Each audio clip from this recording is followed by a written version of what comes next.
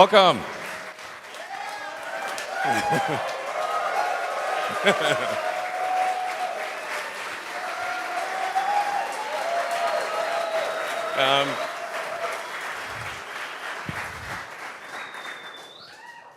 Well, I feel welcome. Well, it's great to see everyone here. Welcome.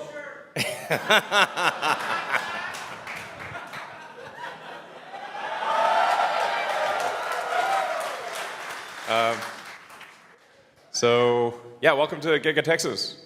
Yeah,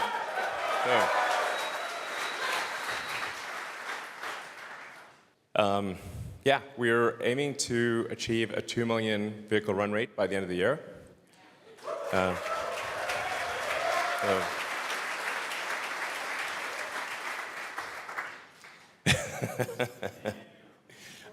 This is the best crowd. I mean,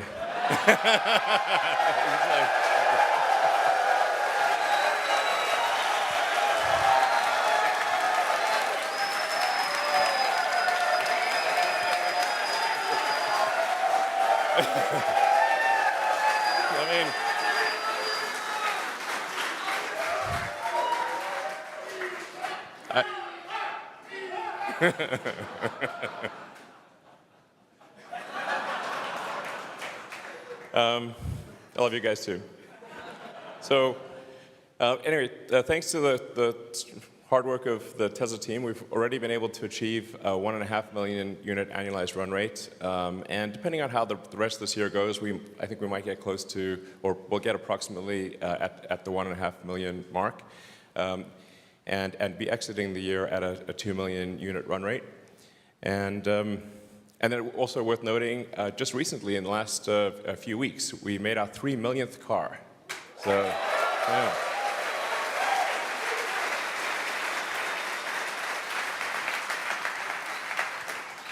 And actually, this is one of the cleanest exponentials I've, it looks like one of those sort of, business plan presentation things that doesn't actually come true, but, you see it in the venture capital business plan situation. But it's actually true. That's the amazing part. Yeah.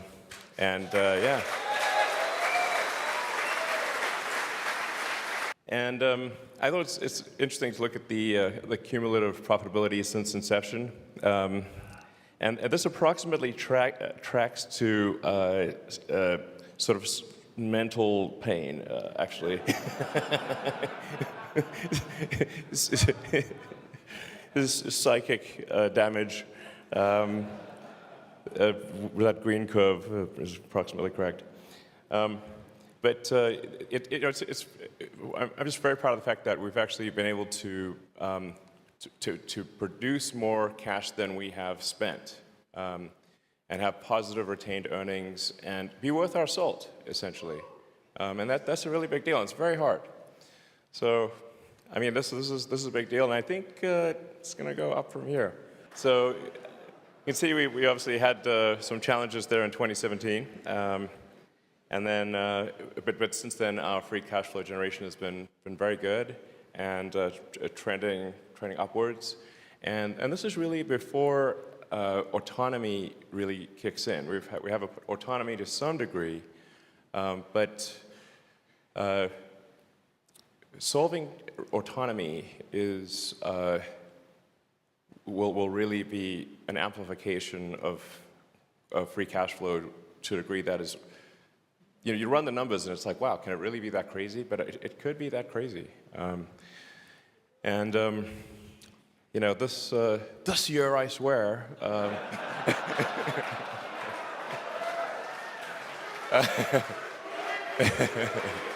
And actually, what's sort of happened is we've made some pretty significant architectural improvements. So it's really going to be more than a 10.12 to 10.13 release. It might, I don't want to speak too soon, it might qualify for 10.69. So it's got to earn that, obviously. Can't just throw that out, But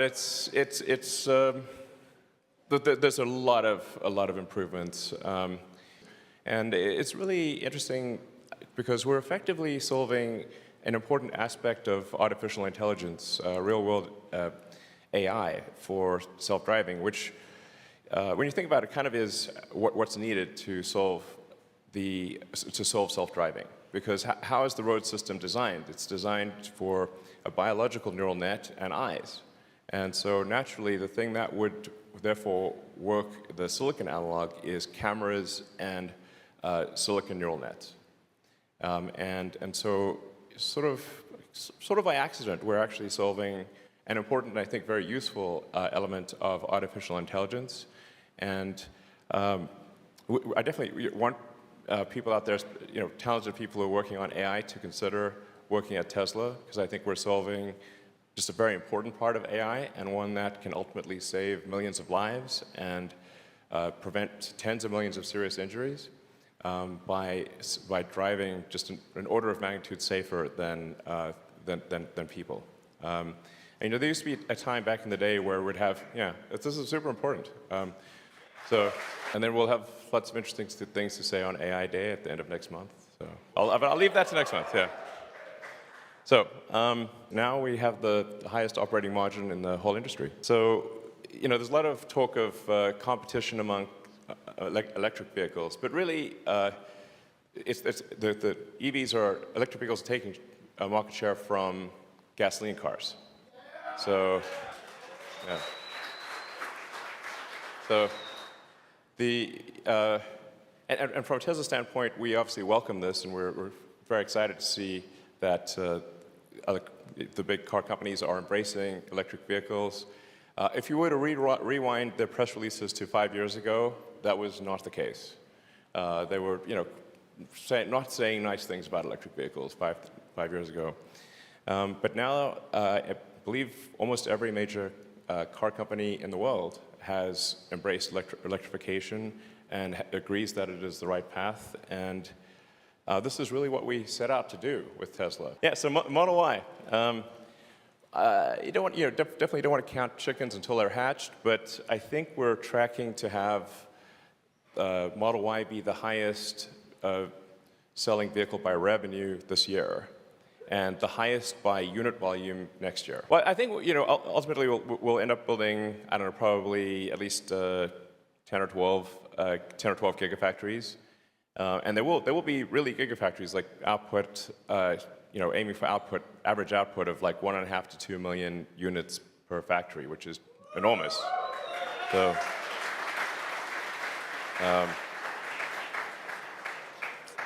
And our Fremont factory in California is already the highest output factory in North America. With respect to, sometimes you get this sort of, these bogus attacks of like EVs are somehow worse than gasoline cars, which is not true. The average life cycle emissions of an EV are dramatically lower than that of a gasoline car. I'm kind of telling you things you already know.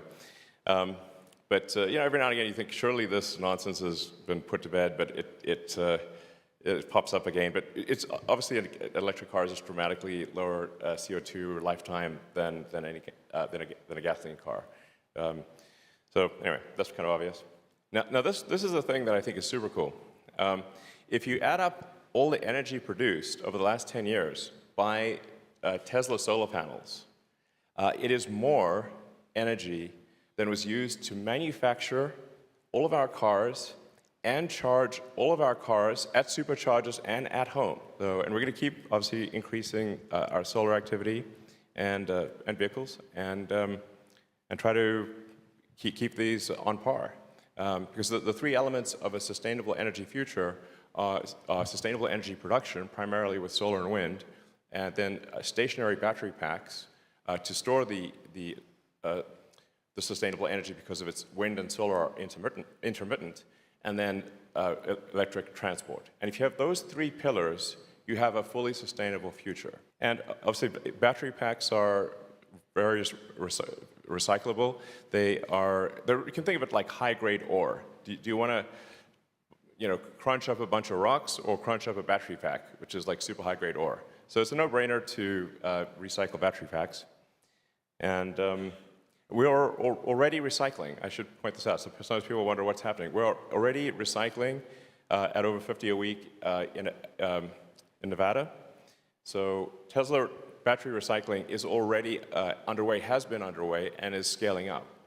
Now, cars are lasting quite a long time, so there's not that many batteries to actually recycle because you kind of have to typically wait like 12 years or something, like quite a long time before the battery actually is no longer useful. So Master Plan 3 is going to be fundamentally about scaling. Just looking at the overall problem from a global macroeconomic standpoint and saying, what are all the things that are needed to achieve a fully sustainable economy? Because I think a lot of people don't know. And really, like, what tonnage of lithium, of cathode, anode, separator electrolyte, electronics, what are all the things that are needed, what are all the things that need to be done in order to transition to a fully sustainable global economy? Which I think, the sooner we do that, the better for the planet. And I think just articulating that and just making it clear that this is absolutely doable, and it is being done, and we just want it to be done as fast as possible. Because I think a lot of times, I meet a lot of people out there who have lost hope.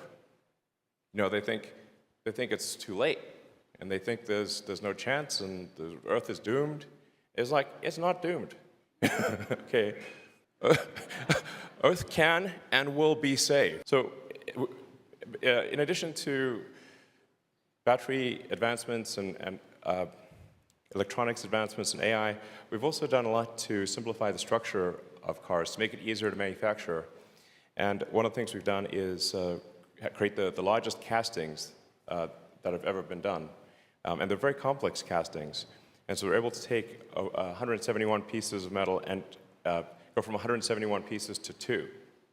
And in the process, make it lighter, stiffer, with better ride handling, better noise, vibration, harshness, better sealing against water. So it's really better in every way. We have, at this point, going from, say, Model S, or even Model 3, we're at about 30% of the robots used for Model 3, for a current Model Y. We've also improved the layout of the factory. So the factory is sort of a single, or close to a single monolithic factory with a very straightforward flow. Fremont, we do a lot in Fremont, but the flow is complex, and it's not an easy flow. So we're really rethinking the factory, and I think if the really long-term sustainable advantage of Tesla will be manufacturing. When thinking about the competitiveness of companies, especially if the companies are technology companies, I recommend looking at where the smartest engineers want to work. This is wherever the smartest engineers want to work. That's going to be that technology company is going to be the one that is likely to succeed. Just like if it's a pro sports team, where are the ace players going? Okay, probably that team will win. So we put a lot of effort into ensuring that the best engineers in the world want to work at Tesla. And frankly, sometimes Tesla's number one, sometimes SpaceX number one. But so this was just like last year. And we do actually, for those curious and maybe want to work at either SpaceX or Tesla, we do allow people to move from one company to the other if they would like. So if you want to spend a better time working on electric vehicles, better time spending working on rockets, you can. That's cool. We support that. We've also made a lot of improvement with factory safety. So I think we believe we now have the best factory safety in the industry, and so we're excited to have very good safety and getting better. And a bunch of this is driven by just encouraging people within the factory to submit ideas for safety improvement. And we've passed our goal of 3 suggestions per employee this year. And this really is the game changer for improving safety. You don't have to clap after every slide unless you really want to, but,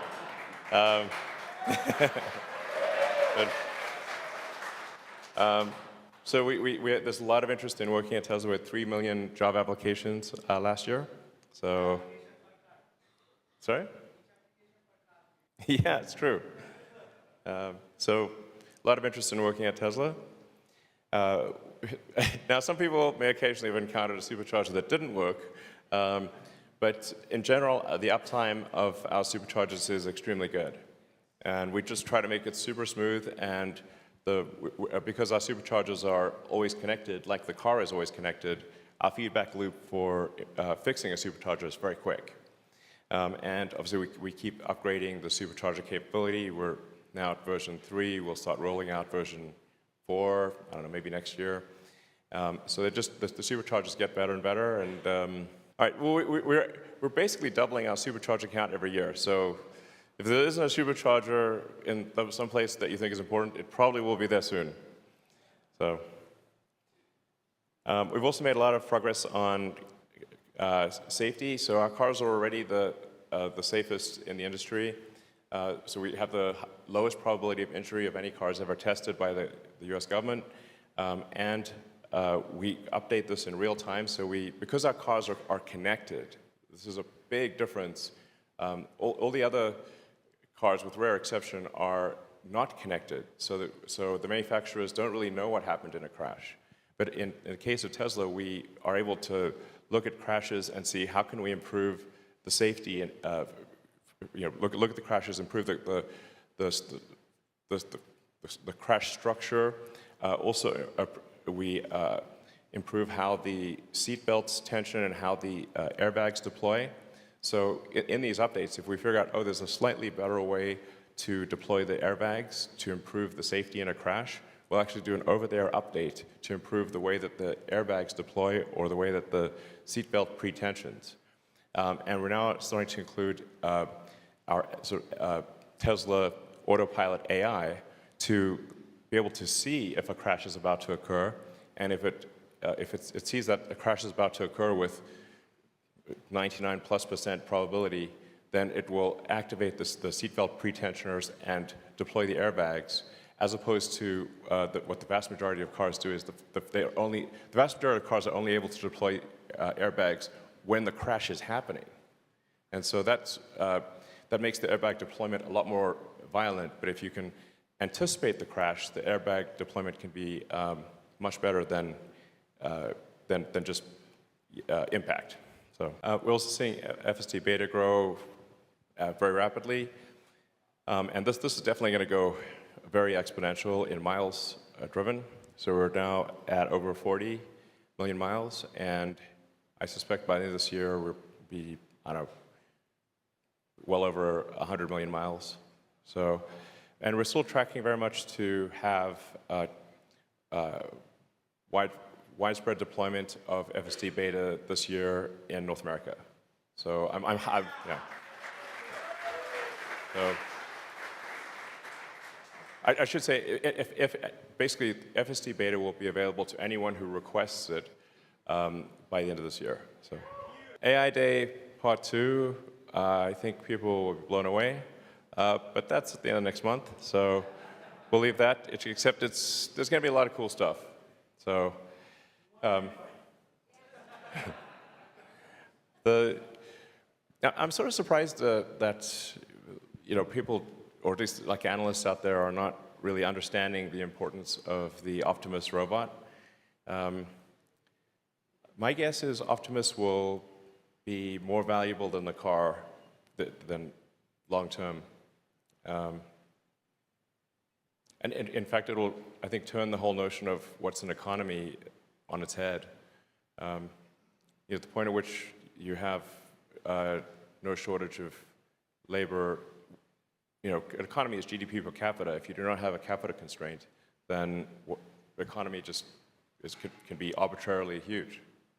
So yeah, it's sort of crazy. Anyway, and thank you for voting.